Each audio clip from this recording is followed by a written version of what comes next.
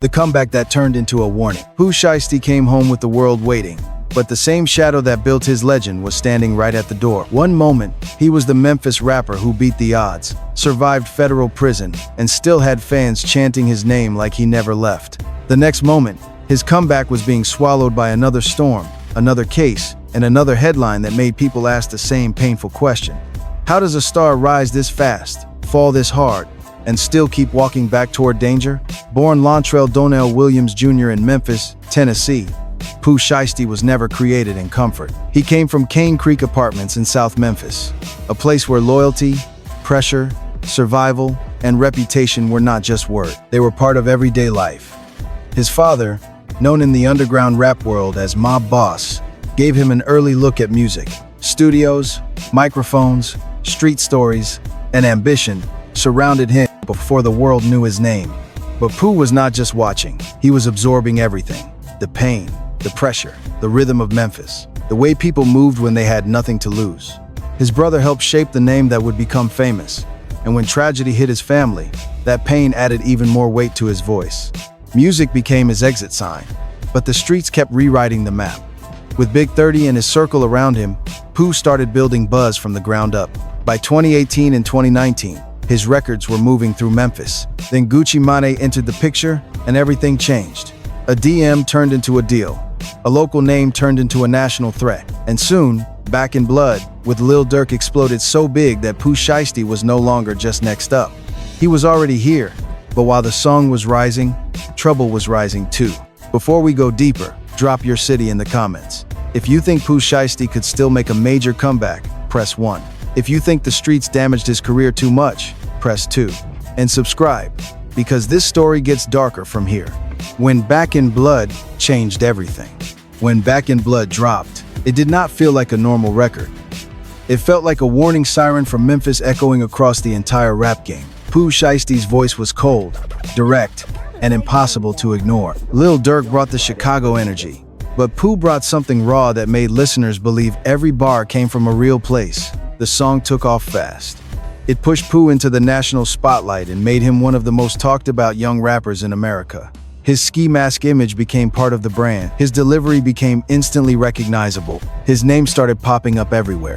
Playlists, reaction videos, clubs, cars, and street corners. Gucci Mane looked like he had found another star for 1017. Pooh had the sound, the look, the timing, and the story. He was young, hungry, and connected to a generation that wanted authenticity more than polish. Fans saw him as someone who had not been manufactured by the industry. He felt dangerous, real, and unfiltered, but that same authenticity carried risk. Pooh was becoming famous while still moving like someone who had not fully separated from the life that inspired his music. That is where the tragedy begins. For some artists, success creates distance from the streets. For Pooh, success seemed to make the streets louder. In October 2020, while his career was starting to lift off, an incident in Bay Harbor Islands, Florida, became the first major crack in the dream. What was allegedly supposed to involve a meeting over luxury items, substances, and a vehicle situation turned into a serious legal problem. Prosecutors later pointed to surveillance, a luxury car, a designer bag, and other evidence as part of the case. To fans, it was confusing. Someone with a hit record on the way be caught in a situation that looked so small compared to the future in front of him. That question would follow Pooh for years, because this was not just a mistake. It was the beginning of a pattern that prosecutors would later try to connect into something much bigger. The first case that followed him, the Bay Harbor Islands situation, became more than a bad headline. It became the kind of case that does not disappear just because a song is climbing the charts. At first, many fans treated it like another street rumor attached to a rising rapper. But once federal authorities got involved, the situation became much more serious. According to the case narrative, Pooh Shiesty and others were allegedly connected to a meeting that spiraled out of control. Federal prosecutors looked at the weapons involved, the items exchanged, the people present, and the way everything crossed into commerce. That detail mattered because it helped move the case from a local issue into federal territory. For a young rapper, that is a completely different world. State charges are serious, but federal charges bring a different kind of pressure. The government moves slowly, but when it moves, it brings paperwork, surveillance, cooperating witnesses, and long sentencing exposure. Pooh was not just fighting rumors anymore. He was fighting a system that had time, resources, and a full timeline. Still, his music kept rising. That is what made the story feel unreal. While prosecutors were building, fans were streaming. While court dates were forming, Pooh was becoming a star. His name was getting bigger every week, and the industry was treating him like the next major voice out of Memphis. But fame can create a dangerous illusion. It can make an artist feel untouchable. It can make the people around them act like consequences are far away. It can also make every move more visible. The same attention that sells records can become evidence when something goes wrong. Pooh's image was built on pressure, loyalty, and street-coded confidence. Fans loved that energy. Labels profited from that energy. The internet amplified that energy. But once that energy entered a courtroom, it became something else entirely. What sounded powerful in a song sounded dangerous in legal paperwork. That was the trap closing in. The brand that made him famous was starting to look like the same brand that could help take everything away. Shiesty season, and the worst timing possible. In February 2021, Pooh Shiesty released Shiesty season, and it felt like his official arrival. The project had major features, hard records, and the momentum of an artist who was not just hot for one song. He had a full movement behind him. Lil Durk, Lil Baby, 21 Savage, Big 30, and Gucci Mane were all part of the world surrounding the tape. Commercially, the project did exactly what it needed to do. Pooh proved he could carry attention beyond one breakout single. His voice worked across different beats. His presence felt bigger than a viral moment. Back in Blood was the door, but Shiesty season made fans believe he could stay inside the building. At the same time, tragedy hit his family. Losing his brother during the height of his rise added another emotional layer to the story. For an artist already built on pain and survival, that loss made the spotlight feel even heavier. The world was celebrating him, but behind the scenes, he was carrying grief. Then came another serious incident, this time connected to a Miami club during Memorial Day weekend. According to reports and court records described in the source material, an altercation allegedly happened inside King of Diamond. A security guard was reportedly injured, and Pooh later turned himself in to authorities. Once again, the timing was brutal. He was not an unknown local rapper anymore. He was a charting artist, a new face of 1017, and one of the most exciting young names in the South. Every new case did not just threaten his freedom. It threatened an entire career machine. Shows, tours, features, videos, endorsements, and the long-term plan Gucci Mane and Atlantic likely had for him. That is what made Pooh Shiesty's story feel so tense. His music was winning, but his life was creating losses faster than the industry could clean them up. Every achievement came with another risk. Every celebration had a shadow behind it, and the shadow was getting bigger. The plea that saved him from worse.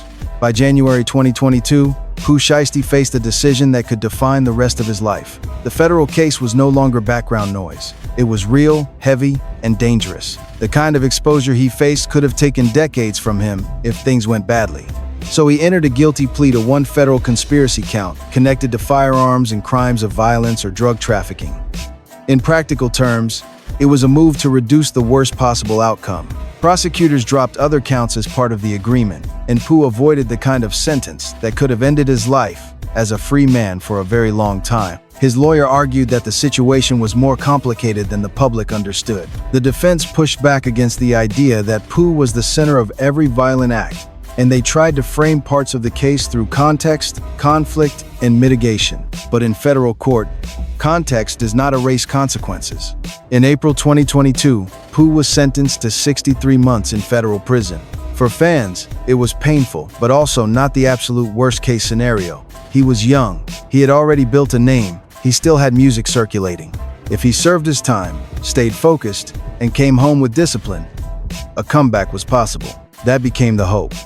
Many fans started counting the months, waiting for the day Pooh would return with a new mindset. The rap game has seen artists come home and rebuild. Sometimes prison adds mythology. Sometimes silence makes the fan base stronger. Sometimes the first record back feels bigger because everyone wants to hear what changed. But prison also freezes time. While Pooh was away, the industry kept moving. New rappers came up. Trends shifted. Social media changed the speed of fame even more. A 3-year absence in modern rap can feel like a lifetime. Still, Pooh had something many artists do not have: a real fan base waiting. The question was never whether people would listen when he returned. The question was whether he would return with enough discipline to protect the second chance. The silence behind the sentence. While Pooh Shiesty served time, his music kept breathing outside the walls. Back in Blood was still a street anthem. Shiesty Season was still being played. Fans kept his name alive through comments, clips, edits, and old performances. In rap, absence can either erase an artist or turn him into a legend. For Pooh, it did both in different ways. He was not dropping consistently. He was not on stage. He could not fully control the narrative. But the mystery around him grew. People wanted updates. They wanted photos. They wanted signs that he was still focused. Every small message or rumor became content for the internet. For Gucci Mane and 1017, Pooh's absence was complicated. On one side, he was one of the label's most successful young stars. On the other side, his legal issues had stopped the machine at the exact moment it was supposed to accelerate. A label can promote music, but it cannot tour an artist who is locked away. It cannot build a campaign around constant court problems without risk. And for Pooh himself, the sentence had to feel like watching his own moment from behind glass. The world that had just discovered him was moving on without him. Other rappers were taking stages he could have owned. Other singles were filling spaces he might have dominated. That kind of pressure can break focus, but it can also create hunger. Fans imagined Pooh writing, planning, reflecting, and preparing for the return. The dream was simple: come home, avoid the noise, rebuild with music, and prove that the first run was only the beginning. The tragic part is that everyone could see the path. It was not complicated.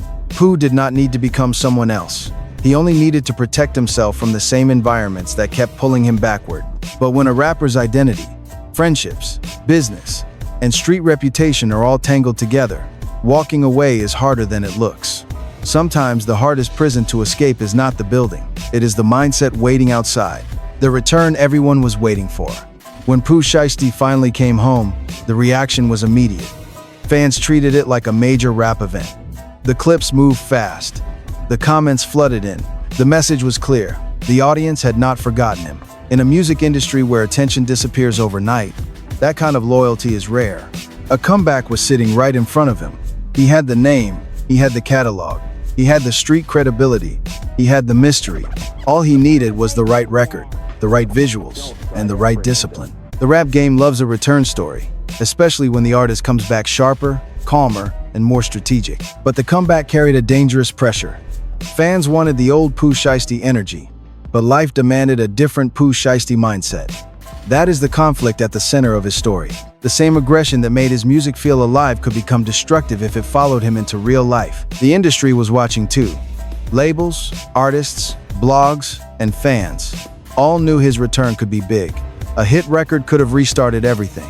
A clean rollout could have turned his prison time into a chapter, not the ending.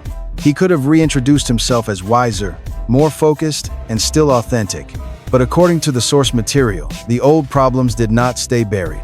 A new conflict allegedly began forming around his relationship with Gucci Mane and 1017 Records.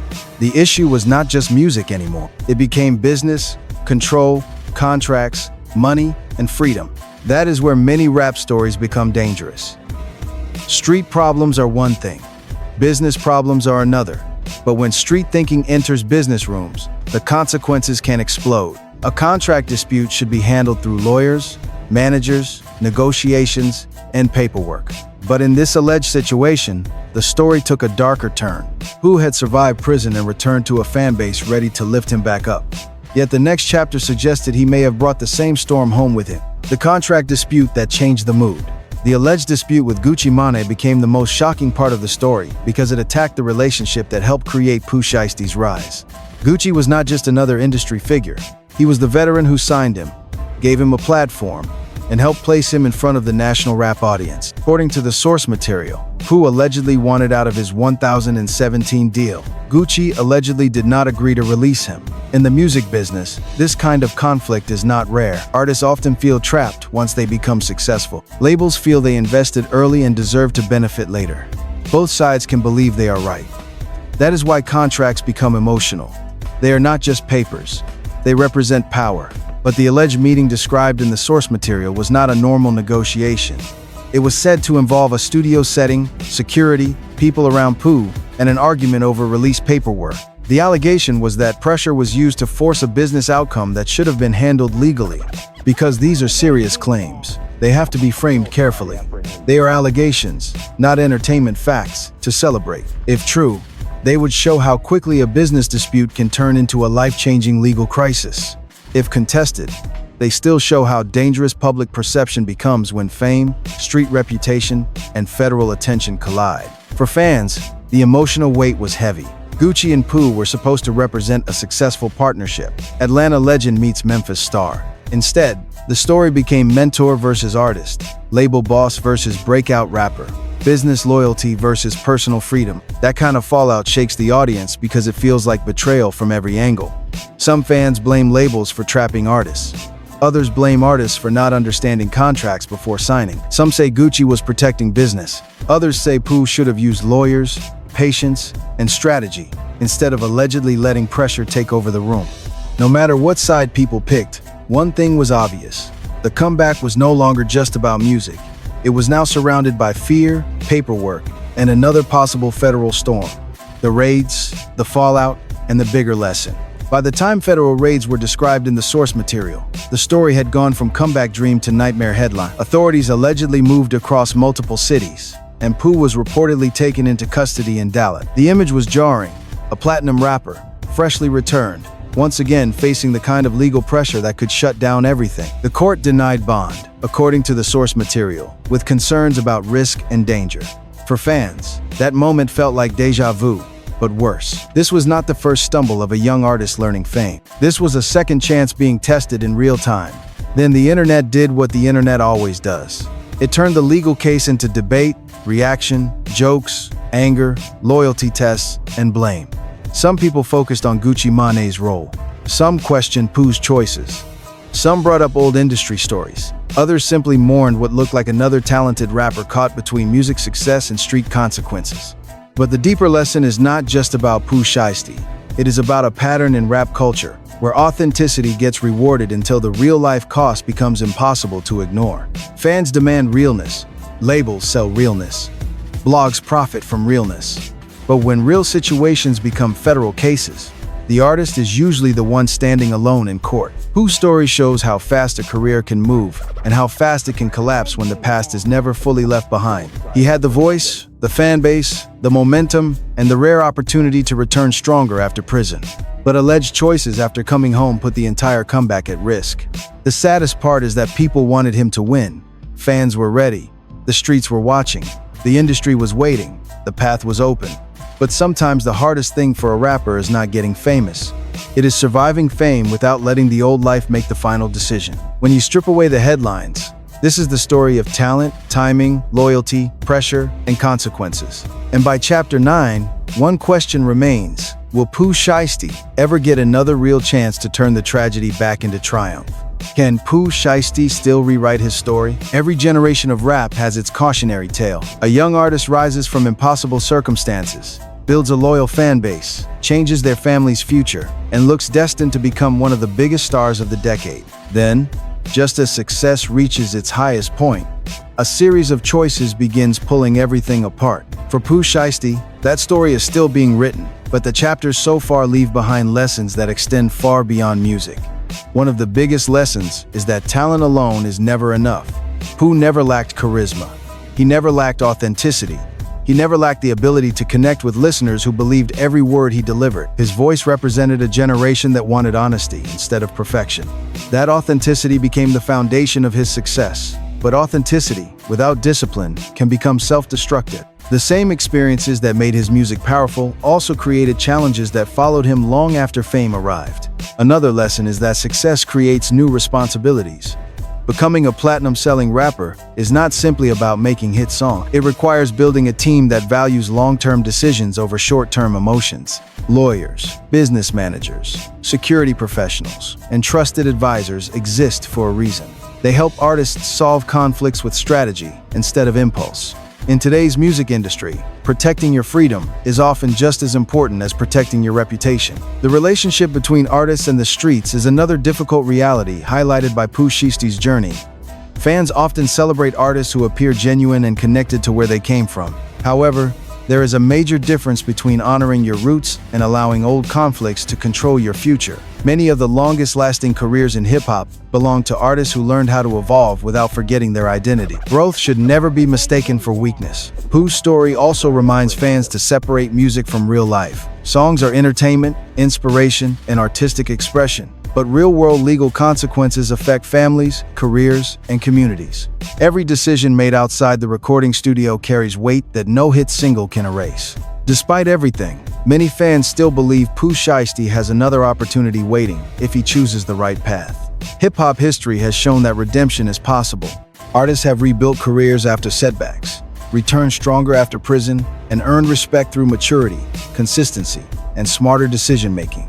Whether Pooh can do the same depends on the choices he makes moving forward, not on the mistakes already behind him.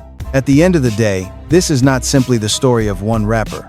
It is a story about opportunity, pressure, loyalty, ambition, and the price of every decision. Fame can change your bank account overnight, but only wisdom can protect everything that fame brings. If you enjoyed this deep dive, make sure to subscribe for more stories about the biggest names in hip-hop. Like this video if you want to see more documentaries like this, and share it with other rap fans who appreciate the stories behind the headline. Finally, let us know in the comments. Do you believe Pooh Shiesty can make one more successful comeback, or has his biggest opportunity already passed?